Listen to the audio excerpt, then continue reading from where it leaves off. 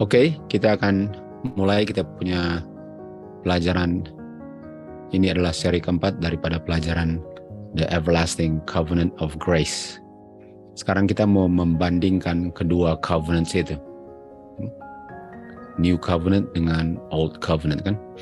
Di Galati 3 ayat 16 dikatakan bahwa kepada Abraham dan benihnya dibuat janji. Okay? Jadi dibuat janji kepada Abraham, ini yang namanya Abrahamic Covenant ya. Jadi Tuhan berjanji kepada Abraham. Okay? Tuhan berjanji kepada Abraham. Dan ayat 17 dikatakan bahwa ini janji ini adalah the covenant, yaitu New Covenant. Okay? New Covenant yang sudah dikonfirmasi sebelum dibuat janjinya kepada Abraham kan, di dalam Kristus. Okay? Jadi janji ini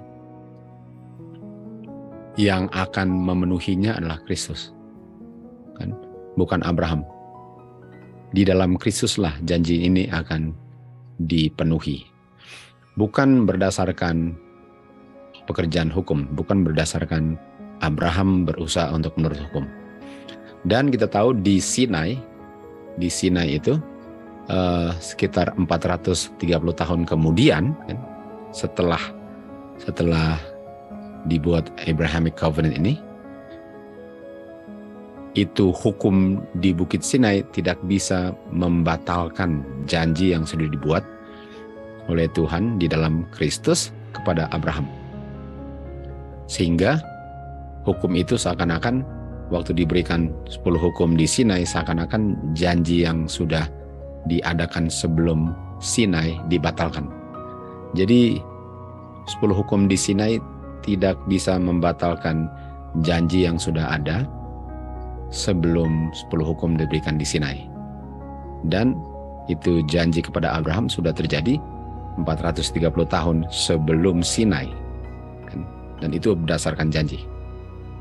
Dan kalau kita lihat di sini, kutipan Review and Herald March 12 ini, di saat ada dosa, kita tahu terjadinya di Eden, di saat ada dosa, Tuhan Yesus mempersembahkan dirinya sebagai kepastian bagi umat manusia.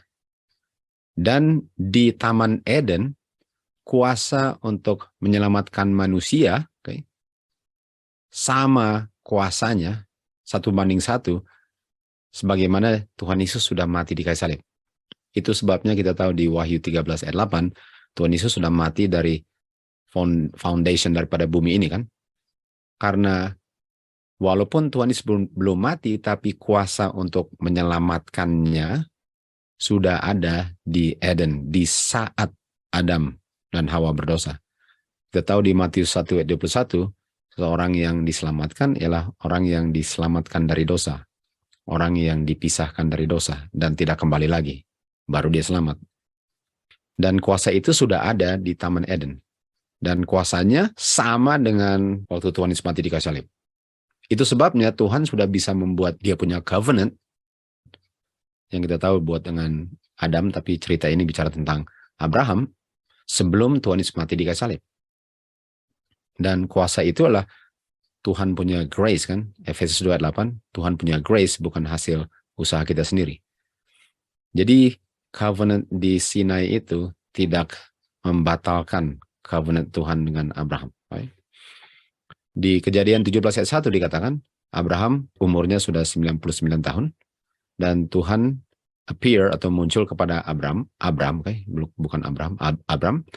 Dan ayat 2 dikatakan, saya akan membuat covenant antara kamu dan saya.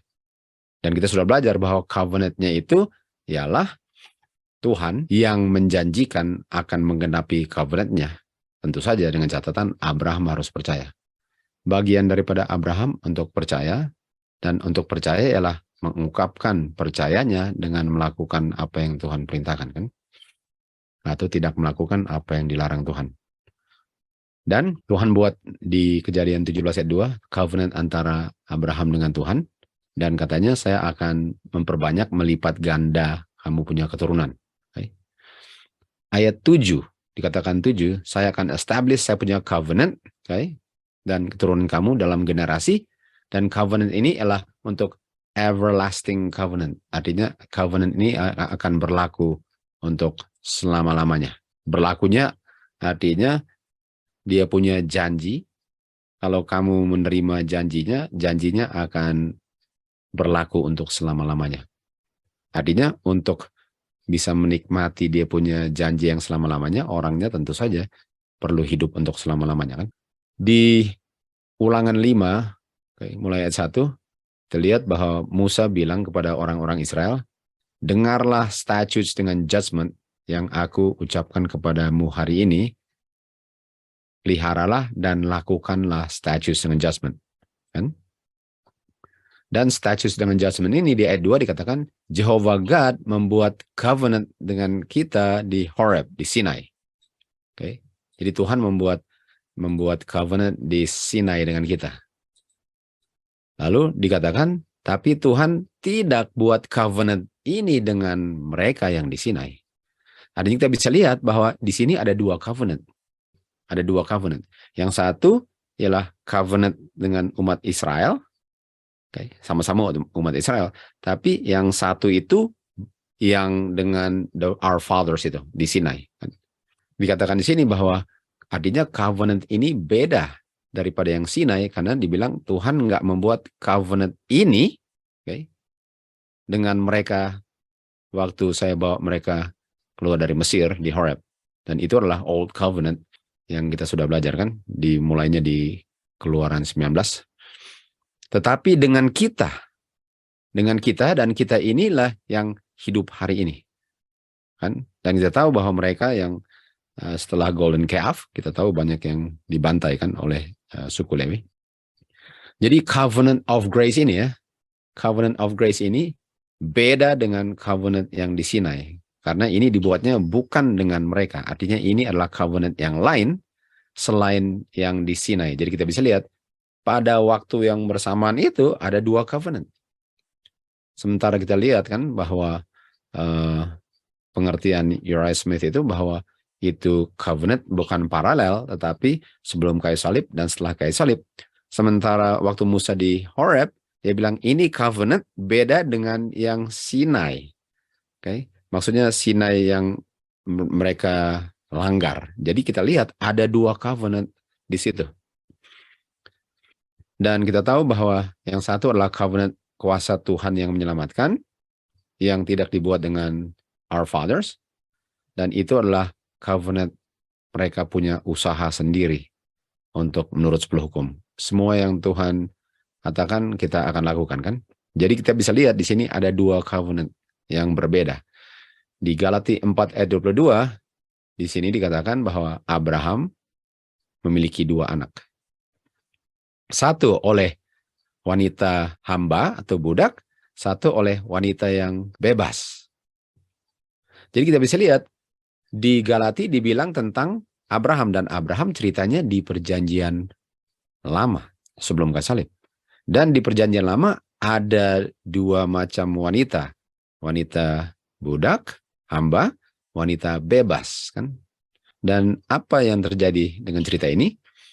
Dia yang wanita budak itu berdasarkan daging, tetapi dia yang wanita free, bebas itu berdasarkan janji. Kita tahu janji adalah janji Tuhan kepada Abraham, kan? Jadi di sebelum kayu salib kita bisa lihat ada dua macam covenant, karena ada dua macam wanita. Seperti Hagar dan Hagar. Contohnya Hagar itu dia punya bondwoman, kan? Dia kan hamba di rumah. Sementara Tuhan janjikannya melalui Sarah. Melalui Sarah. Jadi di zamannya Abraham sudah ada dua macam covenant. Satu by flesh, satu by the spirit. Dan spirit itu artinya mujizat. Mujizat, kan? Mustahil bagi manusia untuk memenuhi janji itu kecuali melalui mujizat. Dan mujizat itulah hasil janji Tuhan. Jadi kita bisa lihat bahwa Ishak diciptakan di dalam kandungan Sarah oleh rohnya Tuhan. By grace. Jadi kita tahu bahwa Tuhan berfirman, firman itu kehidupan sama dengan di Kejadian 27, dan firman itu menciptakan Ishak dalam kandungan, kan? Abraham nggak bisa menghasilkannya, itu adalah dia punya usaha sendiri kan, nggak bisa. Dan waktu dia ke Hagar, itulah dia punya Old Covenant. Dan waktu dia dengan Sarah, itulah dia punya New Covenant. Jadi ini covenant jalan paralel. Lalu ayat 24 dikatakan, yang mana itu semua adalah satu perumpamaan. Kayak dia punya parable. Jadi kita bisa lihat, perjanjian lama bicara tentang perjanjian baru, bicara tentang perjanjian lama, tentang dua covenant. Lalu dikatakan, ini, this, jamak adalah Hagar dengan Sarah, atau bondwoman dengan free woman, kan? Mereka adalah ilustrasi daripada dua covenant. Jadi kita sudah bisa lihat bahwa dua covenant ini sudah ada sebelum kayu salib. Yang satu dari Sinai, perbudakan, dan Hagar namanya, itu Old Covenant. Karena Hagar inilah Sinai. Jadi untuk bilang bahwa covenantnya ini dibagi dua dispensasi dan pemisahnya adalah kayu salib, itu sangat tidak sesuai dengan Alkitab, karena di Alkitab diajarkan, di buku Galati, kita sudah tahu tentang buku Galati, dia punya persoalan waktu itu, bahwa dua covenantnya sudah ada di perjanjian lama, selalu jalan seperti dua rel kereta api bersama-sama. Nah, ini dia punya dua covenant sebelum kayu salib. Ini sebelum kayu salib. Yang New Covenant adalah born of the Spirit, yang satu born of flesh, Yohanes 3:6. Yang satu Abel, yang satu Kain. Lalu di zaman sebelum Bahtera, sebelum air bah, sons of God dengan sons of man, kan? Kita tahu satu dia punya imam Melkisedek dan Harun. Beda. Yang satu adalah Israel firstborn, lalu Esau menjual dia punya hak sulung. Yang satu adalah Ishak, son of Abraham. Yang satu adalah Ismail, son of Abraham. Ini dua covenantnya. Kita tahu Musa dan orang-orang Farisi, ya. Musa dengan orang-orang Farisi. Dan ini kalau kalian mau lihat dia punya ayat, saya cuma membandingkan Keluaran 24 dan John 8, kan. Lalu kita tahu di Ibrani 11 ada Hall of Faith. Artinya di mana kita lihat orang beriman. Dan mulainya perjanjian lama semuanya. Orang-orang yang beriman perjanjian lama. Dan kita tahu iman itulah syarat untuk memenuhi dia punya covenant, yang mana Tuhanlah dengan rohnya yang memenuhi itu covenant. Dia punya janji, kalau sayanya percaya, itu sebabnya harus ada iman. Oke, jadi Galati 4 ayat 26 kita tahu bahwa Yerusalem itu free woman. Dan Yerusalem itu the mother of us all. Yerusalem lah dia punya new covenant, bukan Sinai atau Hagar, kan. Kalau kita bicara tentang mother, kita lihat di Wahyu 12:17. Ini melambangkan mother. Ini melambangkan Yerusalem. Not by works, but by faith. Ini wanita ini, kan. Dan kita bisa lihat bahwa setan marah terhadap wanita ini. Sama dengan Esau marah terhadap Yakub yang menjadi Israel, kan. Sama dengan Kain marah terhadap Abel. Sama. Setan marah terhadap wanita ini. Remnant.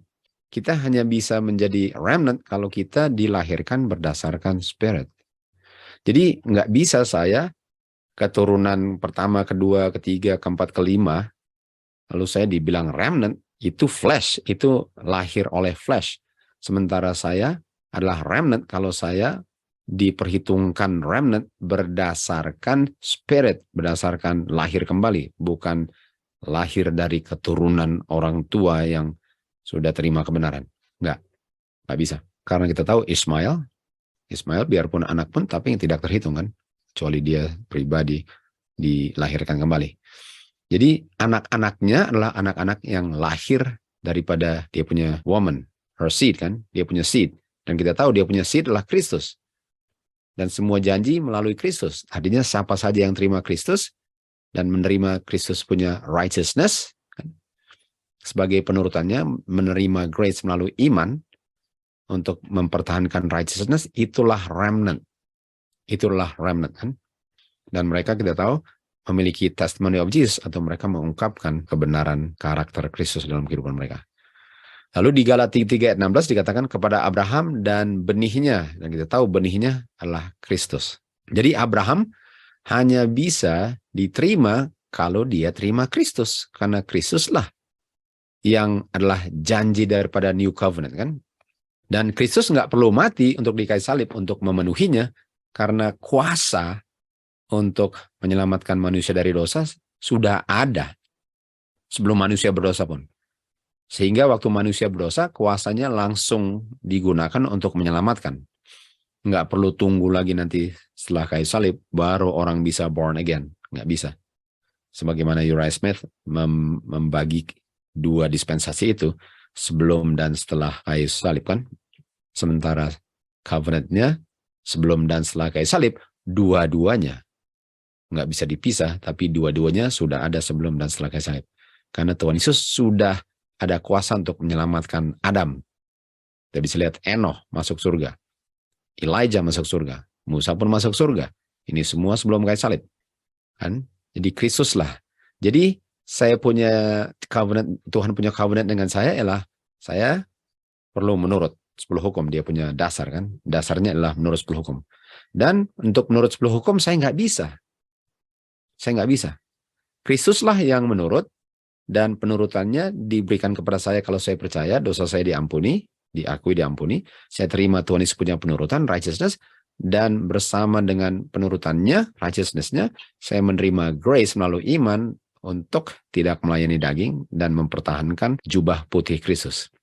Makanya Kristuslah janjinya untuk pasti akan berhasil dia punya covenant ini. Bukan usaha saya, bukan usaha Abraham, dan bukan usaha siapapun. Efesus 2 ayat 8-10 kan. Lalu dikatakan di sini, di kutipan Roh Nubuat dibilang, jikalau Abrahamic covenant itu, kita tahu, dia memiliki di dalamnya mengandung janji penebusan. Oke. Jadi covenant yang dibuat dengan Abraham, ada janji di situ untuk orang diselamatkan. Sementara orang-orang di Keluaran 19 di Sinai, mereka nggak terima janjinya. Mereka lah yang mau berusaha untuk menghasilkan penurutannya. Sehingga mereka nggak terima janji bahwa Tuhan bilang, sayalah yang akan memenuhi ini, dia punya covenant, bukan kamu. Kamu percaya saja bahwa saya yang memenuhinya. Galatia 3 ayat 14, agar berkat Abraham bisa diberikan kepada orang Gentiles melalui Tuhan Yesus Kristus kan? Melalui Yesus Kristus. Artinya mau Gentile, mau Jew, walaupun Gentile menjadi Jew ya, siapa saja bisa terima karena semua bisa terima Tuhan Yesus kan. Jadi waktu Abraham menerima dia punya covenant berdasarkan janji, sebagaimana Abraham menerima bahwa Tuhanlah yang akan memenuhinya, bagian dia adalah percaya, Gentiles pun bisa melakukan yang sama. Sama-sama bisa percaya akan kuasanya. Agar kita bisa menerima janji daripada Spirit, Roh itulah yang bekerja untuk menghasilkan janjinya.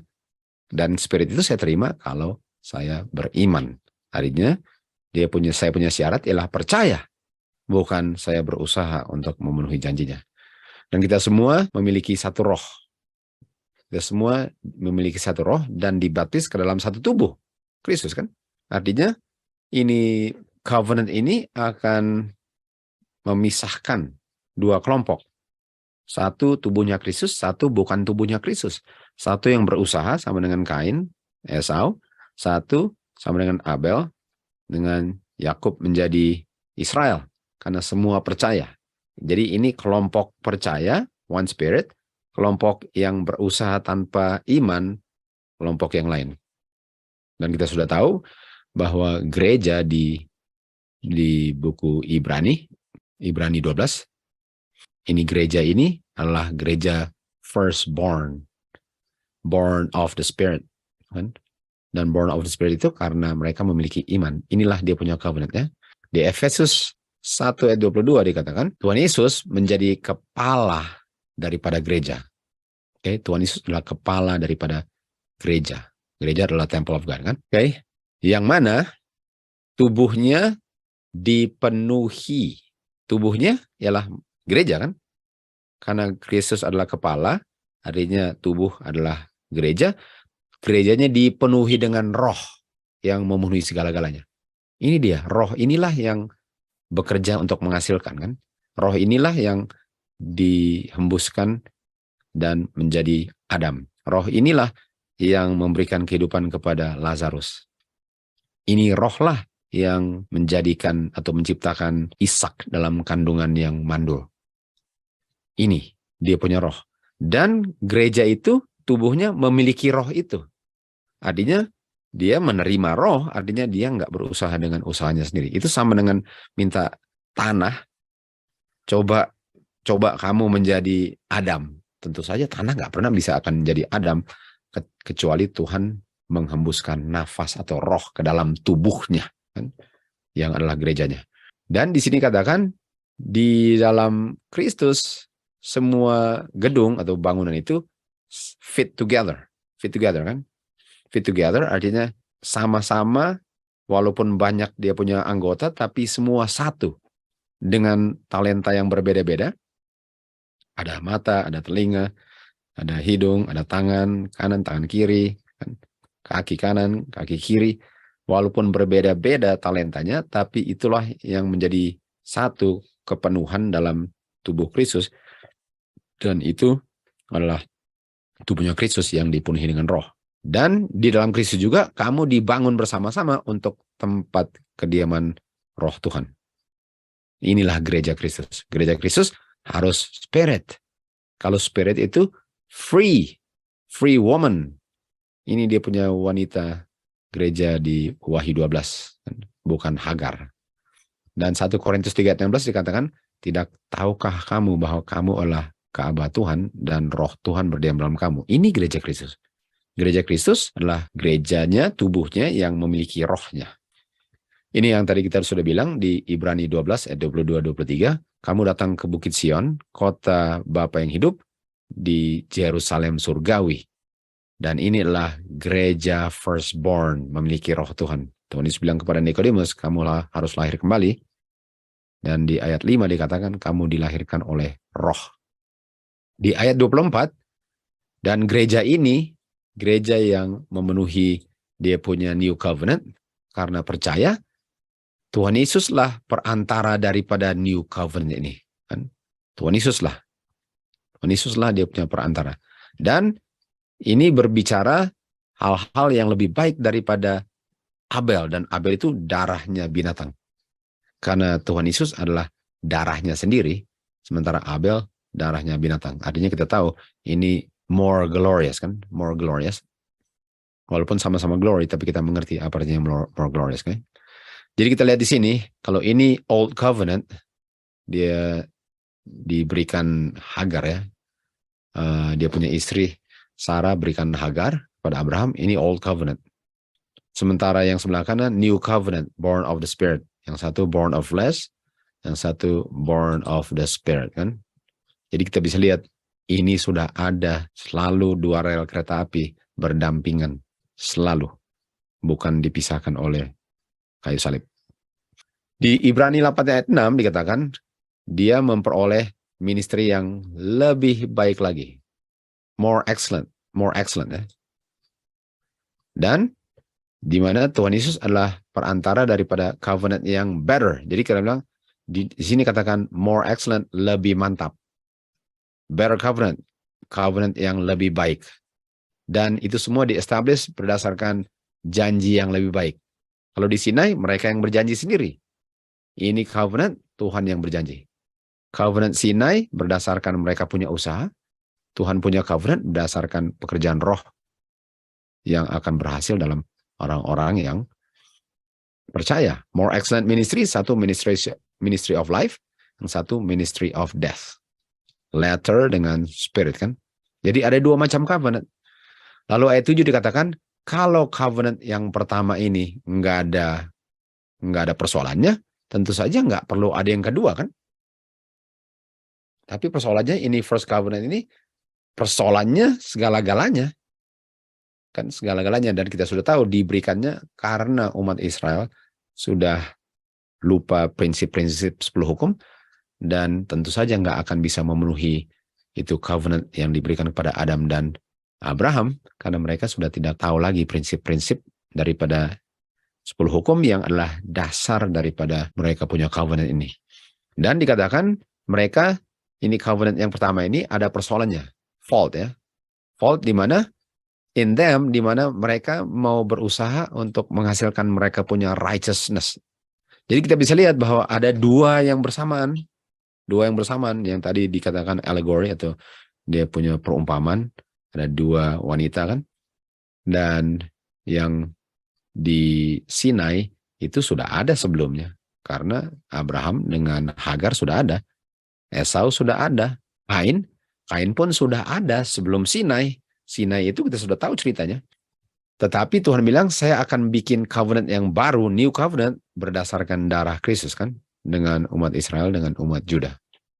Jadi kita bisa lihat bahwa dua macam covenant yang berjalan bersama-sama, seperti dua rel kereta api yang nggak pernah terpisah. Sama-sama jalannya, walaupun satu beda dari yang lain. Di Keluaran 19 ayat 5 dikatakan, kalau kamu menurut 10 hukum dan memelihara covenant, dengan cara kamu menurut kan, tapi penurutan itu sebenarnya Kristus punya, yang diberikan melalui iman, dipertahankan oleh grace. Kamu akan menjadi kingdom of priest. Nah, kingdom of priest ini ada dua kata, raja dan imam. Raja dan imam. Apakah covenant yang tua di Sinai itu, apakah mereka menjadi raja? Apakah orang-orang Israel jadi raja? Enggak. Apakah semua menjadi imam? Enggak. Yang menjadi imam hanya orang-orang Lewi kan? Bukan seluruh bangsa. Jadi kita tahu bahwa enggak berhasil. Covenant di Sinai enggak berhasil. Karena seluruh kerajaan bukan raja. Dan cuma orang-orang Lewi lah yang menjadi imam kan? Jadi kita bisa lihat bahwa janjinya tidak dipenuhi. Karena katakan kamu akan menjadi kingdom of priest. Mereka bukan kingdom of priest. Dan di ayat 8, kenapa? Karena mereka bilang, semua yang Tuhan bilang, kami akan lakukan. Kami lakukan, artinya ini covenant berdasarkan usaha mereka, walaupun mereka mungkin mau menurut, tapi mereka nggak ngerti bahwa mereka nggak bisa menurut. Itu sebabnya diberikan covenant di situ untuk mengungkapkan bahwa mereka nggak bisa menurut, sehingga waktu mereka sadar bahwa mereka nggak bisa menurut, mereka akan sangat menghargai covenant yang dibuat pada Adam dan Abraham. Dan covenant itu sudah ada melalui janjinya Tuhan. Sudah ada berdasarkan janji. Janji sudah ada. Dan diterima melalui iman.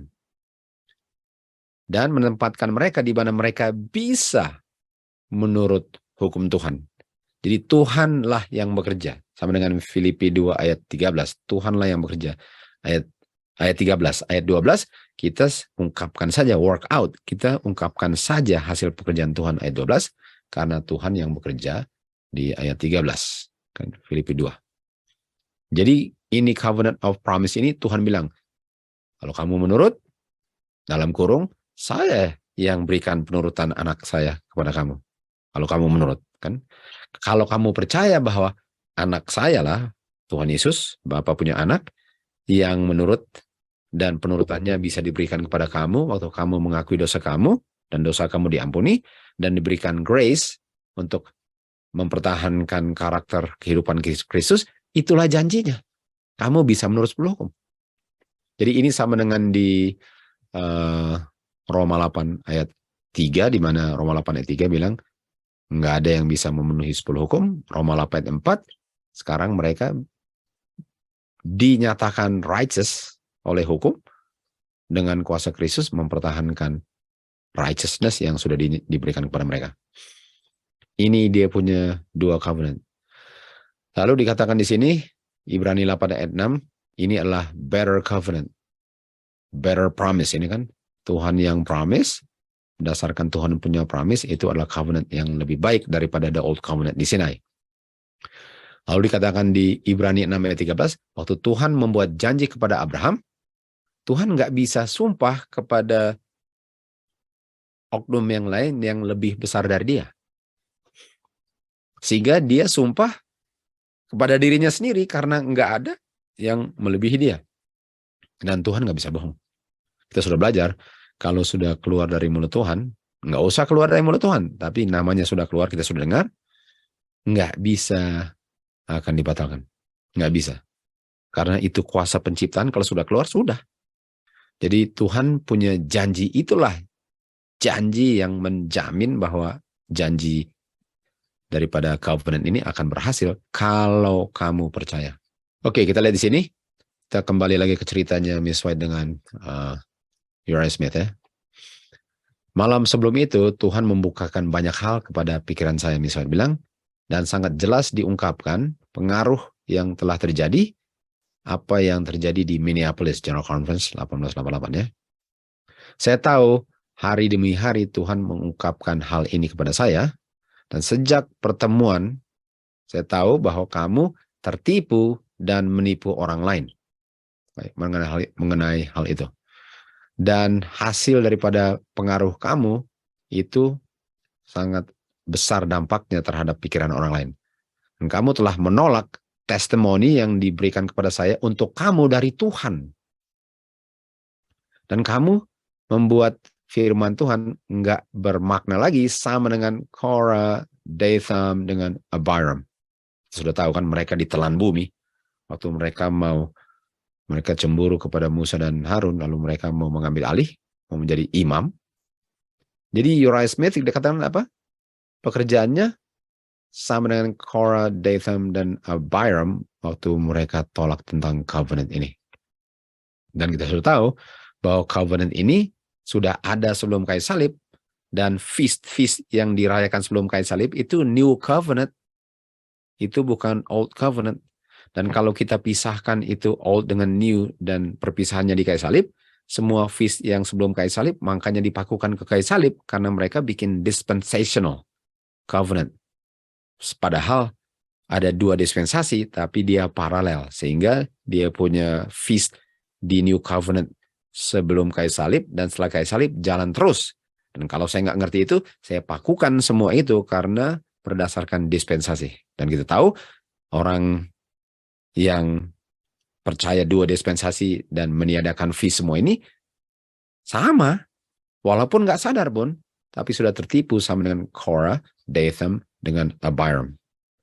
Dikatakan kamu sudah melakukan ini, ya, dan ini akan dituduh terhadap kamu di buku-buku surga.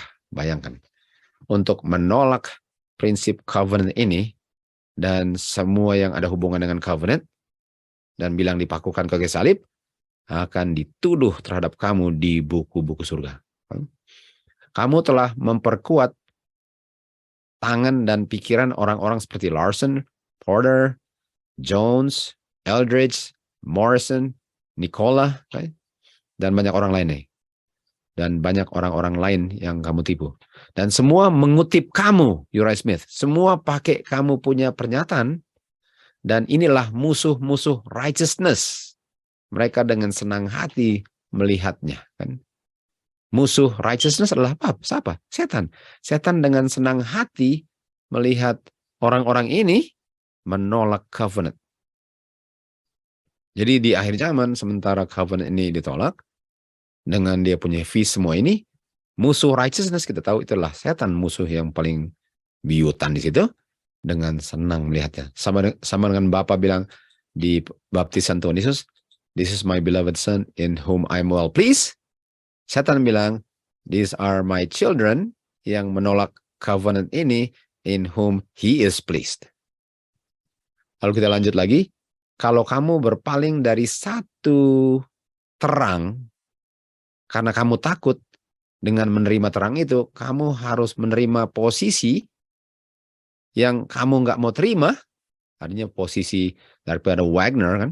Kalau kamu tolak satu terang saja daripada covenant ini, karena kamu takut nanti kamu harus terima semuanya daripada yang dikabarkan Wagner, terang itu akan menjadi kegelapan. Kan? Terang itu akan menjadi kegelapan. Jadi kalau saya tolak, mungkin saya nggak tahu covenant, saya nggak tahu tentang dua dispensasi. Orang-orang di akhir zaman pada umumnya nggak tahu juga. Kalau tahu pun tetap aja, kalau mereka tolak tetap salah ya. Tapi banyak yang nggak tahu, dan mereka hanya bilang pokoknya feast nggak perlu lagi dipakukan di kayu salib. Kalau kamu tolak salah satu terang daripada itu, kan, terang itu akan menjadi kegelapan. Jadi untuk menerima terang covenant adalah untuk terima terang daripada hukum Galati. Wagner punya pandangan kan? Jadi agar mereka bisa mempertahankan mereka punya versi daripada hukum Galati, mereka harus tolak terang New Covenant. Jadi untuk mereka untuk bisa terima semuanya, salah satunya harus terima. Dengan terima salah satunya, semuanya harus diterima. Dan inilah yang terjadi dengan Uriah Smith. Dia tolak, akhirnya dia tolak semuanya. 2 Tesalonika dikatakan, oleh sebab itu, Tuhan akan kirim kamu strong delusion, tipuan yang besar, sehingga kamu akan percaya yang bohong. Sekarang yang bohong kamu percaya untuk membenarkan kamu punya kesalahan. Dan cilakalah mereka yang tidak percaya kebenaran, tetapi senang hidup dalam unrighteousness, dalam penolakan kebenaran. Di manuscript release, I am forced, saya terpaksa dengan sikap saudara-saudara saya yang telah mereka sikapi, dan bukti-bukti roh untuk bilang, Tuhan luputkanlah saya dari kamu punya ide-ide di hukum Galatia. Misalnya bilang, luputkanlah saya dari mereka punya ide ini yang membahayakan sekali. Dan dia bilang apa? Saya tidak bisa melihat cap keilahian sedang mendampingi kamu waktu kamu menentang pandangan daripada Wagner ini. Okay? Waktu kamu menentang. Nggak ada dia punya divine credentials itu. Oke, kita lihat pandangan Wagner sekarang yang mereka tolak. Dikatakan di sini di Galatia 3:13, Kristus telah menebus kita dari dia punya kutukan hukum. Kita tahu kutukan hukum adalah kematian kekal kan, upah dosa adalah maut. Roma 6:3.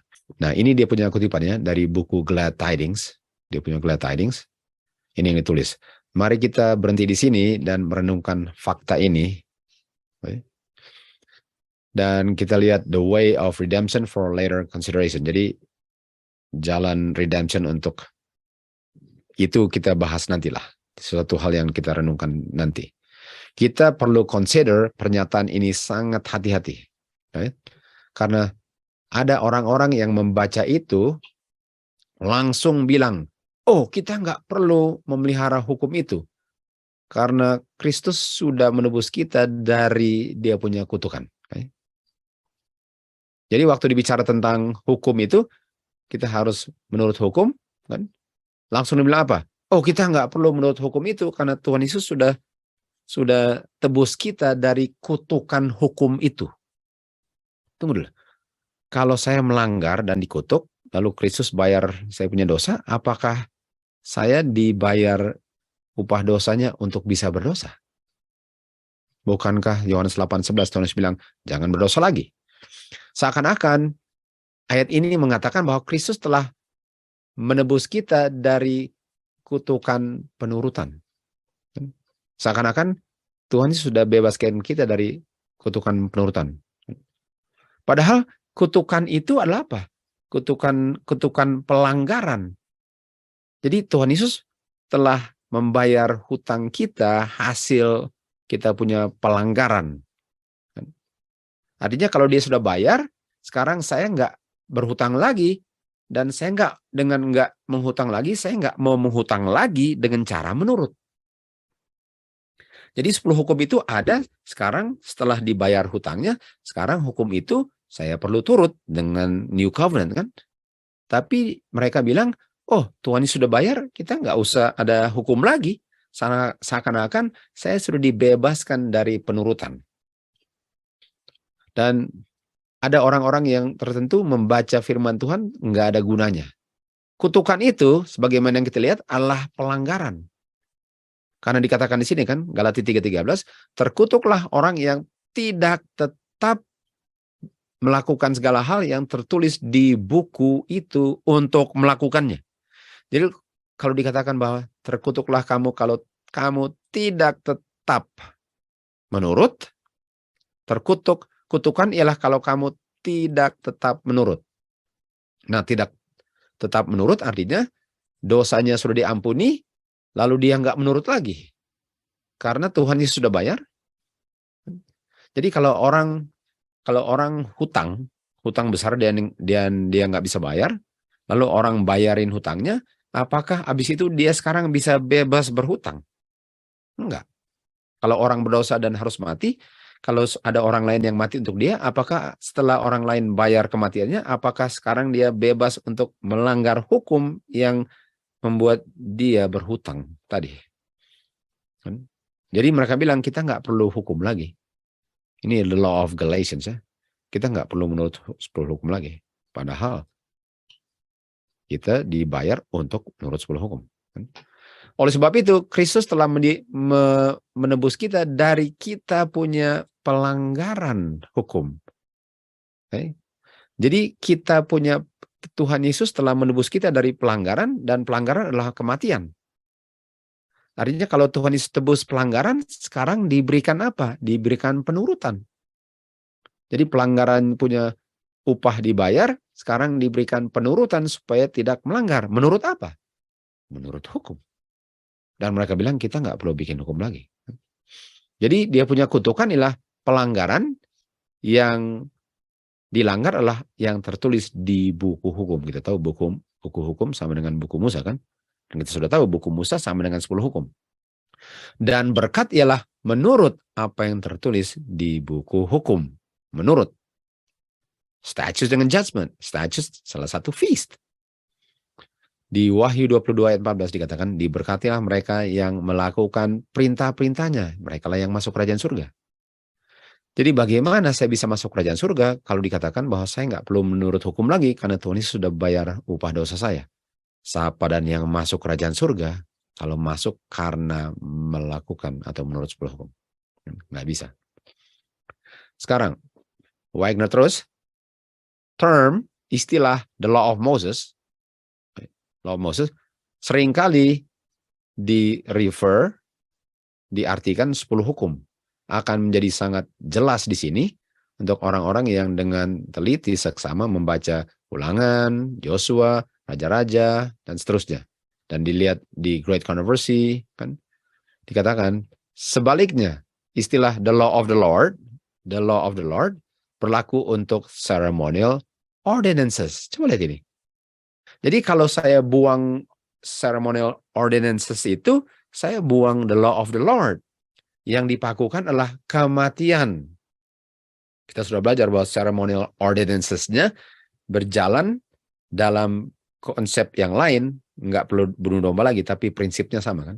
Karena ceremonial ini menghasilkan sesuatu yang saya perlu lihat.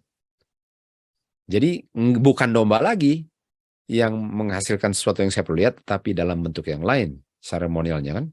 Tapi ini dibuang. Dan oleh sebab itu, the law of Moses dan the law of the Lord bisa digunakan interchangeably, okay, of both laws. Jadi bisa mau bilang gini lah, saya punya sister, bilanglah saya punya sister, lalu saya bilang dia punya nama. Nggak ada bedanya kan? Tapi bunyinya aja berbeda. Saya bilang namanya, lalu saya bilang saya punya sister. Sama dengan bilang law of Moses dengan law of the Lord. Walaupun bunyinya berbeda, tapi sebenarnya bicara tentang hal yang sama. Jadi waktu mereka mau buang itu law of Moses, sebenarnya mereka buang hukum Tuhan. Jadi penurutan yang sempurna adalah satu-satu syarat yang bisa memenuhi hukum itu. Tuhan bukan manusia, dia nggak akan bohong. Tuhan punya hukum adalah rule daripada pemerintahnya. Dia bilang, lakukan ini, kamu akan hidup. Kamu melanggar, terkutuklah kamu yang tidak tetap menurut akan semua yang ditulis di buku itu, buku hukum, dan melakukannya. Orang yang berdosa dia harus mati. Tuhan telah memberikan janji kepada mereka yang menurut hukumnya. Dan sekarang dan selama-lamanya. Tapi dia bilang kepada mereka yang tidak mau menurut hukum-hukumnya, murka Tuhanlah, Tuhan punya murkalah yang akan berdiam pada dia. Dan bibir yang tidak pernah akan berbohong, Tuhan, kan? The obedient and the blessed. Dan dari orang-orang yang disobedient akan guilty. Artinya, Tuhan bilang, kalau kamu menurut, kamu diberkati. Kalau kamu melanggar, kamu akan dinyatakan guilty, bersalah, atau dikutuk. Jadi terkutuklah kalau kamu tidak menurut. Diberkatilah kalau kamu menurut. Karena tadi kan kita baca, diberkatilah kamu yang menurut. Enggak dibilang, terkutuklah kamu yang menurut. Dan menurut apa? The book of the law of Moses. 10 hukum, enggak ada bedanya. Jadi book of the law enggak pernah dipakukan ke kayu salib. Di kita tahu mulai ayat 4, pekerjaan yang dilakukan untuk mempersiapkan kedatangan Tuhan Yesus pertama kali, dilakukan kembali untuk mempersiapkan kedatangan Tuhan Yesus kedua kali. Dan pekerjaan itu ialah pekerjaan yang dilakukan oleh orang-orang yang mengingatkan kembali pentingnya untuk memelihara law of Moses dengan dia punya statutes, dengan dia punya judgments. Jadi sebelum Tuhan Yesus datang, pekabaran ini akan dikabarkan. Law of Moses, statutes dengan judgment. Ini Tuhan punya statutes dan Tuhan punya judgments. Kita tahu Tuhan punya judgment, saya bisa terima Tuhan punya mercy, dan Tuhan Yesuslah yang terima judgment-nya. Tapi kalau saya tolak dia punya mercy, Tuhan punya judgment lah yang saya terima. Karena ini adalah law of Moses yang bilang ini. Dan law of Moses adalah 10 hukum. The law of the Lord, sama. Namanya beda, tapi sama. Tuh, Musa nggak membuat hukum kan. Dan ini sama dengan waktu sama dengan John the Baptist kan, mempersiapkan kedatangan Tuhan Yesus pertama. Dia akan kirim Elijah, tapi kita tahu Yohanes Pembaptis datang dalam spirit and power of Elijah. Dan dikatakan di sini, dan kalau kamu tidak terima law of Moses, statute dengan judgment, artinya kamu nggak mau menurut, apa yang terjadi? Kamu akan terima kutukan. Apa kutukannya? Karena tidak menurut hukum Musa. Oke, jadi mari lihat di sini orang-orang Farisi yang buta. Tuhan Yesus katakan, kamu orang-orang Farisi yang buta. Dan kalau bicara tentang buta, ada orang-orang yang dibutakan terhadap Injil. Dan orang-orang yang dibutakan terhadap Injil adalah orang-orang yang hilang. Dan yang telah membutakan mereka adalah the God of this world. Dan karena mereka buta dan nggak bisa lihat Injil, yang mereka nggak bisa lihat adalah terang Injil Kristus yang mulia. Kita sudah tahu apa terang Injil Kristus yang mulia, kan? Yaitu dia punya gospel, kuasa yang sanggup menyelamatkan. Gospel nomor 1, gospel adalah kuasa yang menyelamatkan orang yang percaya. Pada waktu yang bersamaan, Tuhan Yesus mati untuk menebus dosa mereka. Tuhan Yesus mati menggantikan kematian mereka dan berikan kuasa untuk tidak berdosa lagi. Itu gospel. Kan? Dan itu berlaku sejak Adam berdosa, bukan setelah kayu salib. Itu sudah berlaku. Dan mereka nggak bisa lihat itu.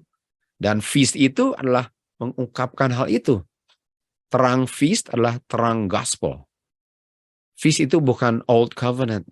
Bukan main-bukannya. Itu adalah new covenant. Cilakalah kepada orang-orang scribes dengan Pharisee. Karena kamu telah meniadakan the weightier matters of law. Kita tahu weightier matters of law adalah apa? Judgment, mercy dengan faith. Faith itu apa? Not of works. Jadi mereka nggak bisa lihat judgment, mercy dengan faith. Dan kita tahu Tuhan lebih menginginkan mercy daripada judgment kan? Walaupun dua-dua itu Tuhan punya. Dua-dua, judgment dengan mercy itu Tuhan punya. Tapi Tuhan lebih menginginkan mercy untuk diberikan karena dia sudah persiapkan anaknya untuk memikul dia punya judgment. Nggak pikirkan itu. Makanya wanita di Yohanes 8 mau dilempari batu. Kenapa? Karena mereka hanya mau lihat judgment. Mereka nggak bisa lihat Tuhan datang ke dunia ini untuk berikan mercy. Lalu kita lanjut lagi kutipan 18:88. Terang yang datang kepada saya sebelum saya bukakan semua ini. Okay?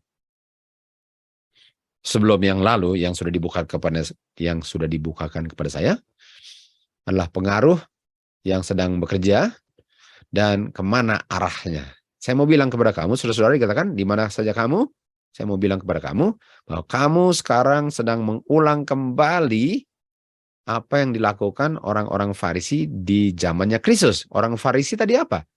Buta. Mereka setelah omit atau menyingkirkan, dia punya judgment, mercy dengan faith kan. Dan kalau bicara judgment dengan mercy tadi, pekabaran siapa ini? Law of Moses. Dia punya judgment kan? Law of Moses. Ini dia punya Law of Moses. Artinya mereka sudah meniadakan Law of Moses. Mereka sudah meniadakan itu Law of Moses kan. Dan kamu mengulang kembali sama dengan orang-orang Farisi dengan scribe di zaman Tuhan Yesus. Kamu memiliki pengalaman orang Farisi. Kamu telah berdiri dan menghalang-halang jalan Tuhan. Dunia haruslah diterangi dengan kemuliaannya.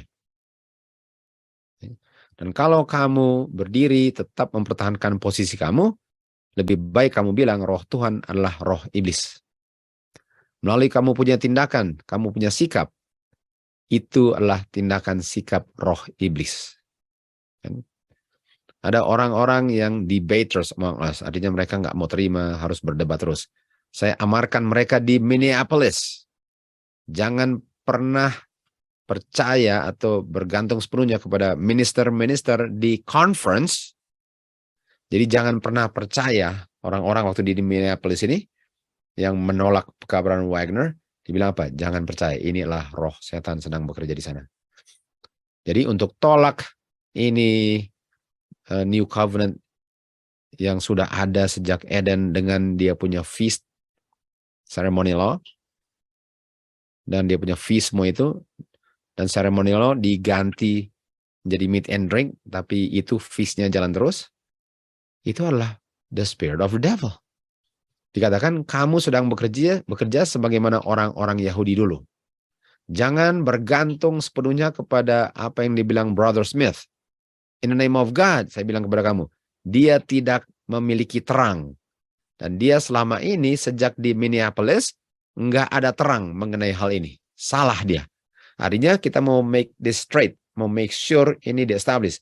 Bahwa pekabaran bahwa covenant itu, New Covenant hanya terjadinya setelah kayu salib, dan sebelum kayu salib itu semua namanya Old Covenant, itu dari iblis, dan itu nggak pernah benar, karena itulah yang di-advocate oleh Brother Smith. Itu salah. Dan tentu saja dia punya feast pun akan kena juga di situ kan. Lalu dikatakan, mengenai covenant question, mengenai covenant, Wagner punya, telah dipersembahkan kepada saya, itu adalah kebenaran. Itu adalah terang, telah ditunjukkan kepada saya. Dan orang-orang yang menolak terang itu, apakah mereka sedang bekerja untuk Tuhan atau untuk iblis? Dan terang covenantnya Wagner, it is the clear light of heaven. Itulah terang yang jernih yang datangnya dari surga. Covenant. Dan covenant, di dalam covenant ada apa? Ada feast, law of Moses, mercy, judgment, and faith. Dan 2 Kor 3:14 dikatakan, tetapi pikiran mereka dibutakan sampai sekarang masih tertutup wajah mereka waktu mereka baca perjanjian lama. Buta artinya apa? Di mana tidak ada vision, spiritual blindness, umat Tuhan binasa. Tapi bersukacitalah dia yang memelihara hukum Tuhan. Kita tahu bahwa umat Laodikia miserable dengan blind kan? Miserable dengan blind. Ini dia, mereka miserable artinya nggak happy, mereka blind, no vision. Dan karena kamu blind dengan miserable, suam-suam kuku, saya akan muntahkan kamu dari mulut saya. Artinya tutup pintu. Kalau kamu tolak terus, tutup pintu. Di Imamat 18:26 dikatakan, kamu akan memelihara statutes dengan judgment, dan kamu jangan melakukan semua kekejian ini.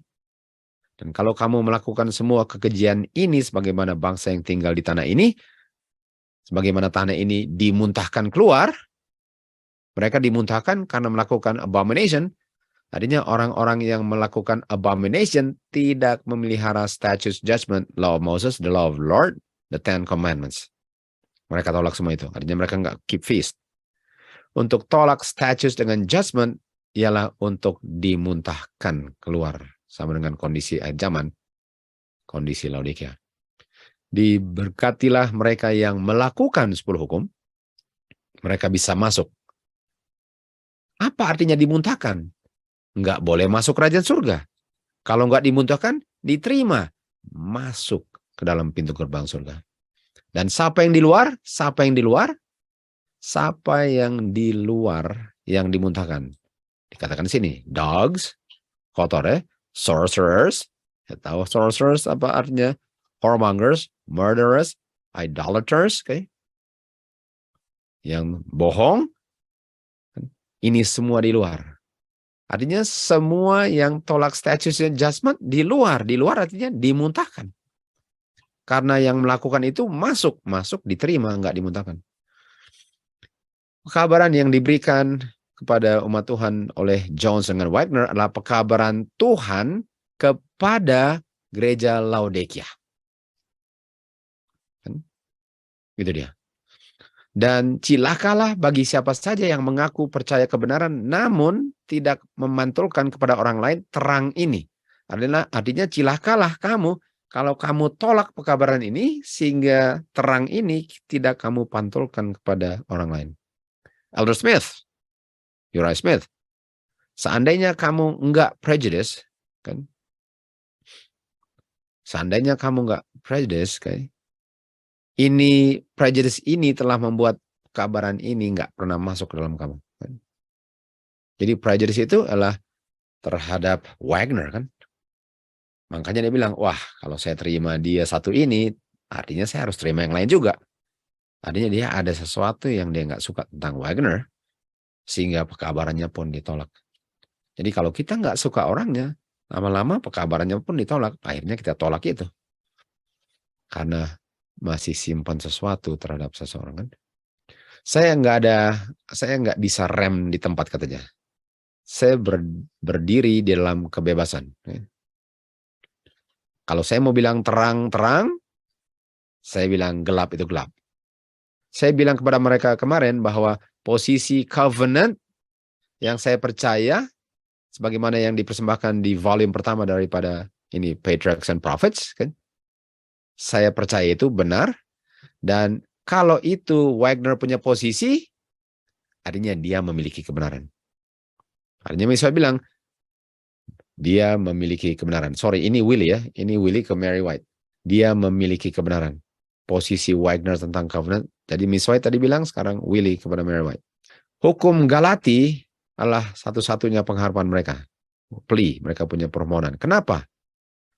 Dalam kamu punya interpretasi hukum Galati, lebih berharga bagi kamu. Dan kalau kamu lebih berjuang untuk mempertahankan ide akan hal ini, dan acknowledge bahwa pekerjaan itu adalah pekerjaan roh Tuhan dalam kamu. Artinya kalau roh Tuhan bekerja dalam kamu, kamu akan terima hukum Galati ini kan. Kamu telah menimbang-nimbang setiap terang yang dikirim dari surga. Kan? Dalam timbangan kamu sendiri mengenai hukum Galati. Dan precious ideas, ide yang sangat berharga, kamu telah idolize, kamu telah sembah sebagai berhala dalam hal hukum Galati. Willie dengan Mary White. Okay? Jadi ini law of Galatians ini adalah bagian daripada covenant. Dibilang apa? You have the truth. Dan roh Tuhanlah yang berdiam dalam kamu, bekerja dalam kamu, kalau kamu terima hukum Galati. Artinya kalau kamu tolak hukum Galati adalah hukum Tuhan, bukan roh Tuhan yang bekerja dalam kamu. Okay? Ini testimoni daripada Spirit Tuhan dan buah-buah roh Tuhan. Okay? Jangan ada weight, have no weight, jangan ada beban kecuali kamu disetujui, kamu punya ide dengan ide kamu daripada hukum Galati. Jadi kita sudah tahu bahwa persoalannya adalah hukum Galati. Hukum Galati mereka bilang itu law of Moses yang tidak berlaku lagi. Dan kalau kamu menolak ini dan memiliki kamu punya interpretasi sendiri, itu adalah roh un-Christ-like, bukan sesuai dengan Kristus punya roh. Dan kalau kamu hati-hati sekali dengan sangat kritikal untuk terima sesuatu yang tidak sesuai dengan scripture, yang kamu pikir scripture, saya mau kamu punya pikiran untuk melihat akan hal-hal ini dalam terang sebenarnya. Okay? Hati-hati. Waktu kamu lihat terang, kamu bilang gelap, karena waktu kamu sedang menolak terang itu untuk alasan apapun, apa yang dibilang sini? Bisa saja kamu sedang melakukan dosa terhadap Roh Kudus.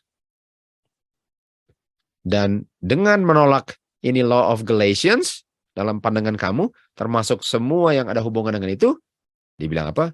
Kamu sedang berdosa terhadap Roh Kudus. Dan kita bisa lihat, dosa terhadap Roh Kudus itu nggak tahu lagi, Tuhan Yesus sudah tutup pintu kan. Dan kita mau baca letter daripada Smith ke Ellen G. White ya.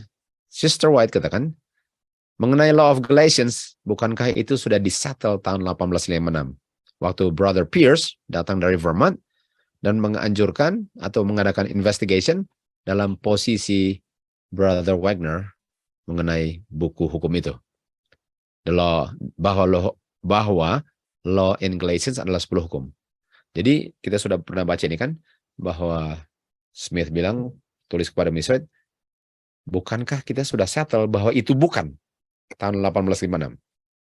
Lalu kita lanjut sini, di Miss White punya kutipan, dia bilang apa? I'm much pleased to learn that Professor Prescott, saya senang untuk mengetahui bahwa Prescott memberikan pelajaran yang sama dalam kelasnya kepada murid-murid, bahwa pekabaran yang telah diberikan oleh Wagner. Dan dibilang apa? Dia sedang mempersembahkan covenant. Dia sedang bicara tentang covenant. Jadi misalnya bilang, saya sangat pleased dengan Prescott, dia sedang kabarkan apa yang dikabarkan oleh Wagner tentang covenant.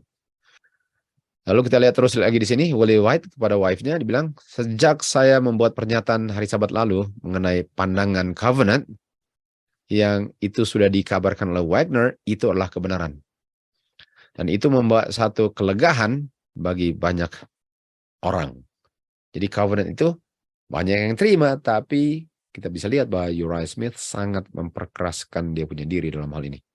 Tuhan punya pekerjaan dari setiap jot dengan title yang telah dia berikan Butler, Smith, kan? Tapi mereka telah mengambil mereka punya tindakan sendiri, walaupun terang yang Tuhan telah berikan melalui Wagner dengan Jones, mereka tetap memperkeraskan dirinya. Jadi kita bisa lihat bahwa posisi 1888 penolakan itu sedang terulang kembali di hari zaman. Bedanya Tuhan Yesus akan datang di zaman kita. Dengan gagal untuk cherish atau mempertahankan roh Tuhan untuk tetap berbicara dalam saya, dengan mengambil posisi yang salah dalam kontroversi mengenai hukum Galatia ini, banyak orang tidak benar-benar mengerti sebelum mereka mengambil posisi ini. Jadi sama dengan di akhir zaman, banyak orang tolak feast, padahal mereka nggak bisa jelaskan apa itu feast. Pokoknya feast, tolak. Apalagi kalau orang itu sudah prejudice terhadap orang-orang tertentu atau gerakan tertentu atau ministry tertentu, apa saja yang keluar dari ministry itu mereka prejudice, mereka akan tolak. Ini yang dibilang ini.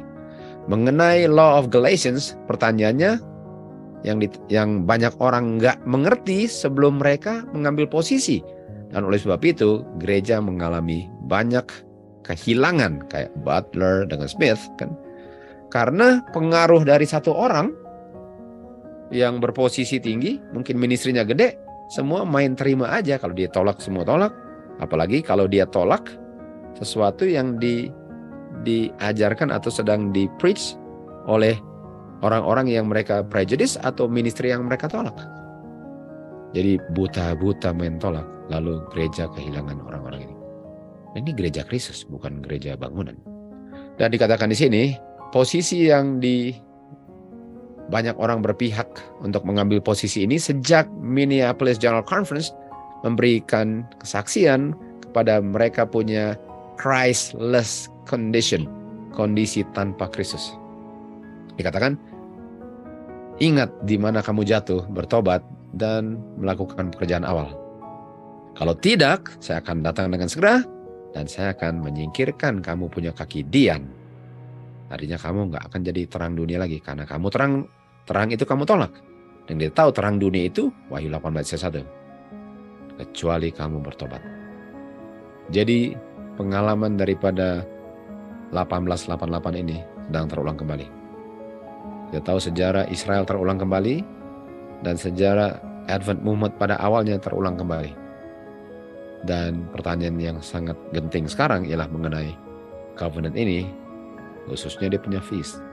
Kita bisa tahu bahwa banyak orang-orang yang mengaku Advent tapi sangat kelas berat menolak fist.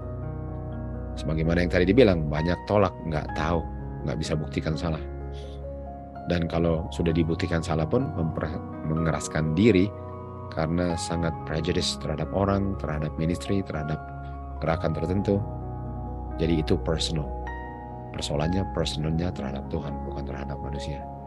Kecuali kamu bertobat, kamu akan dimuntahkan.